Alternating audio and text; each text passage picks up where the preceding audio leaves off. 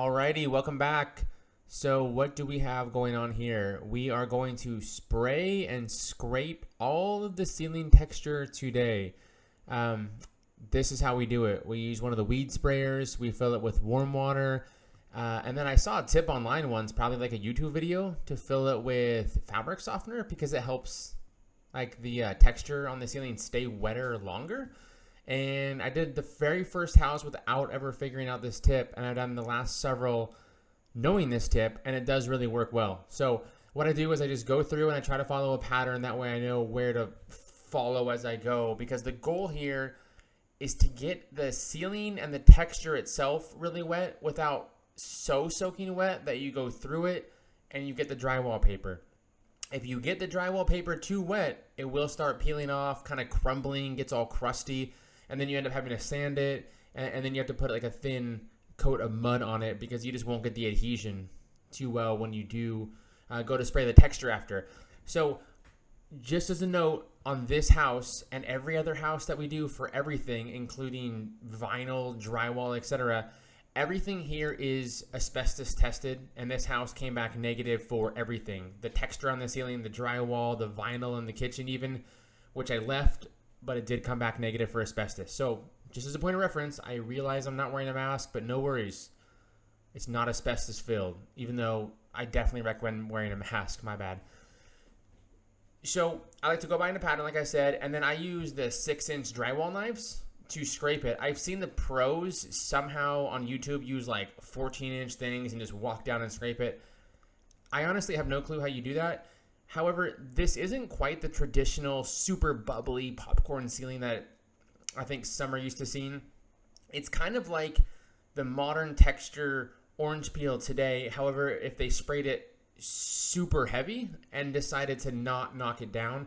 So it's not the same stuff that's the popcorn ceilings, but it looked the same. So it's kind of in between. So it just gives it a dated look, and it really sucks.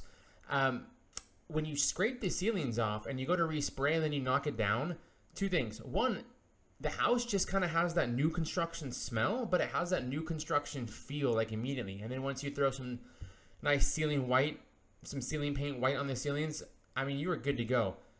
So something else to note really quick too, all those stains on the floor, they're nasty. They're actually pet stains. The house was extremely stinky when we bought it and really musty. The weird thing about this, and I think it's because the fabric softener has a smell to it that's nice, right? It's like when you do your laundry. It's actually going to get rid of and kind of soak up those stains and leave like a white haze when we go to sweep all of the texture up later, which is kind of sweet. And then before I do lay floors, just something to note, we do take the Kilz, the K-I-L-Z. You can get it at Lowe's, Home Depot, everywhere. I take their primer and their primer cover. They have something specifically for this. And then we give the subfloors a coat of that, and then it kills all smells. So you scrape the ceilings, spray the ceilings, put down that stuff on the subfloors. I'm telling you, you walk in the next day, boom, it smells like new construction in there. All the must is gone, everything's gone. It is really nasty, though, on a spray day when you spray the ceiling. So definitely wear a mask, ventilate well, etc. Cover everything, because even after we sprayed, I think we finished, it'll be at the end of the video, I think we finished like in the afternoon on a spray, like 1 or 2, and I came back like at 5 or 6, and it was still just like, it's hard to breathe, it's hard on your eyes, etc. So I will say scraping ceilings is probably the biggest pain in the ass of all time. I was going to make the boys do it, and that was my original plan, but I shut up and I just kind of said, screw it, I'm going to go for it. So I started this about 8:30 in the morning. I dropped the kids off, went to the house about 8:30 in the morning. I sprayed it all for a few minutes, let it sit, sprayed it again. And I think I got the entire house scraped by myself with a 6-inch drywall knife in about, I don't know, I probably finished about 3:30 or 4. So it wasn't too bad. It's just one day, knock it out, bang. And then the next day you can do, well, at the end of this day, I did all my little drywall patching, any little mud that needs to happen, let it dry. I came in the next day and I sanded it, and you'll see at the end here, we are going to go ahead and texturize it, and we're going to knock it down, give it a more modern feel. So I did the living room, I did the hallway, and we are onto the master now. I will drop in some quick music, and we can watch the time lapse just super quick so I can finish the rest of the rooms.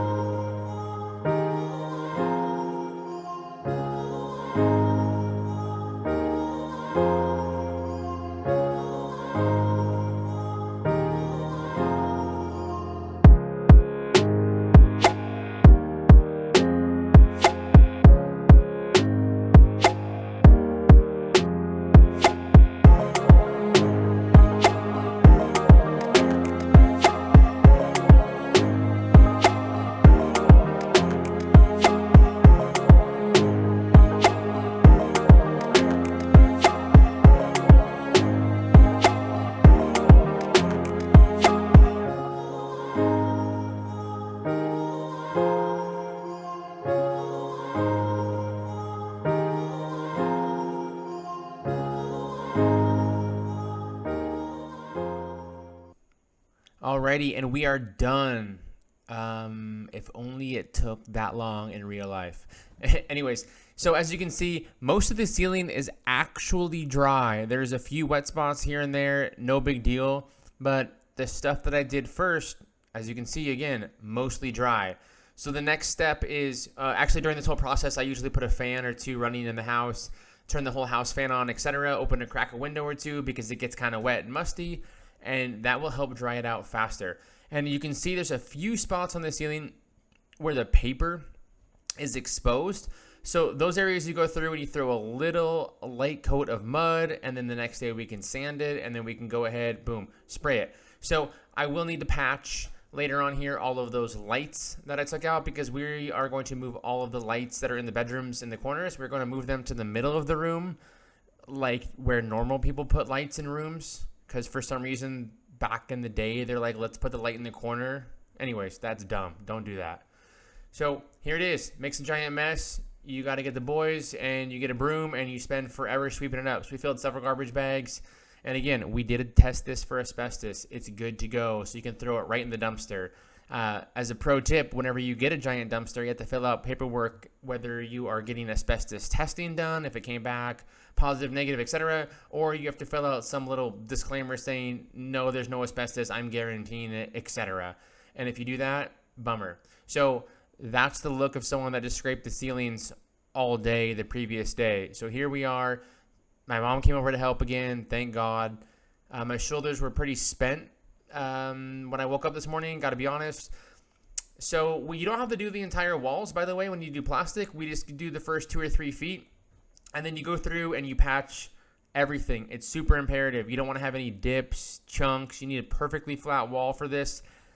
You can actually have some light imperfections when you do ceiling knockdown. It's heavy orange peel spray.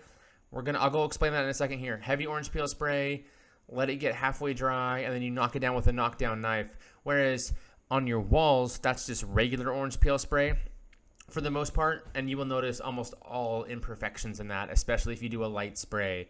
So on a ceiling, it is not as imperative, but you might as well do good work to begin with. So that's kind of a non-starter. And back to the time-lapse music we go while you guys can watch us prep the rest of the room.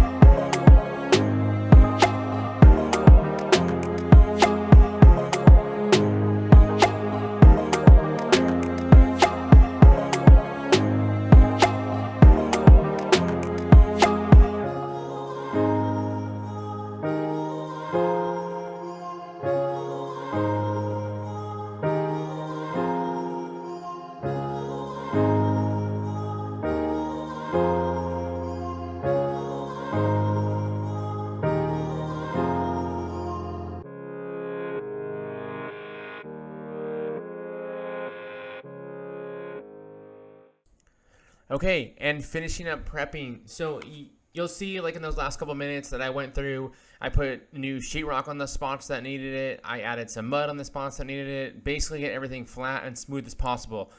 So something I kind of forgot about is we are going to remove that post. And as you saw earlier in the video, I think there's like a quick glimpse of them, or maybe it was the last video. The plumbers do come. We figured out a plan. We're going to move it into a different wall. So something I forgot about, we're going to spray the entire ceiling here shortly in a minute, and then I totally forgot that we're going to tear that out. So if you do it to a wall, it's a lot harder to match the texture. If you do it to a ceiling, especially if you're going to do orange peel knockdown, it is not that crazy. So I'll show you later in a couple videos, since I already have that part finished.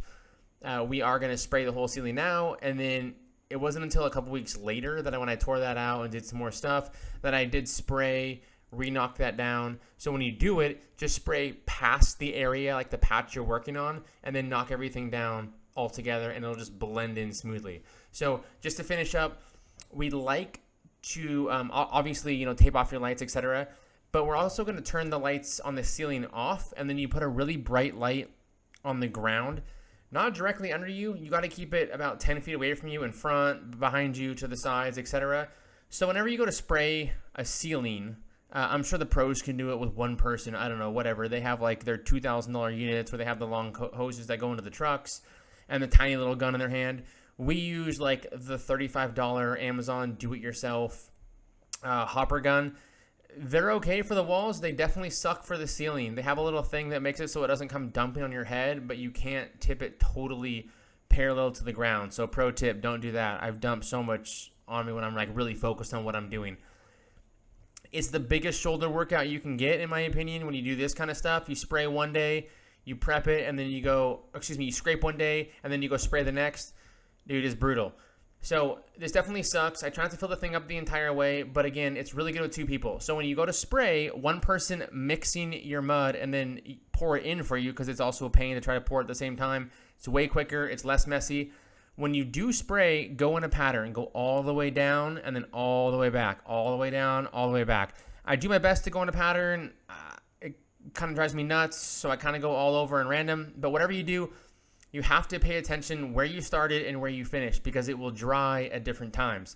So after you spray, you want to wait until it gets a little bit dry. Actually, mostly dry. So there's just a slight glossy tip on all the texture that you sprayed. Very slight. If it is too wet and you do it, it's going to smear, and it is a big pain to correct.